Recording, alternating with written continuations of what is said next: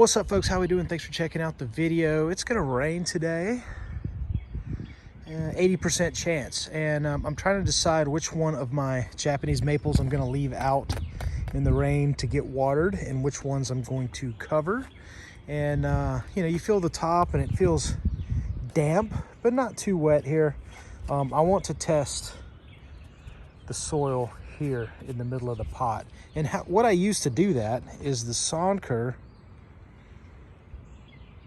soil meter, and this tests the soil, the light, and the pH of the soil in your potted plants. And this is a Japanese maple, a Higaseyama Acer palmatum. So to test the soil, we're going to go to moist, and we're just going to put it all the way into the middle.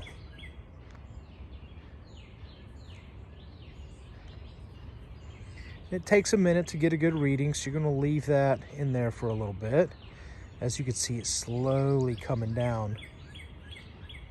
But what this is telling me is that this plant doesn't need any water, right? It's already on that moist to wet line between 6 and 7.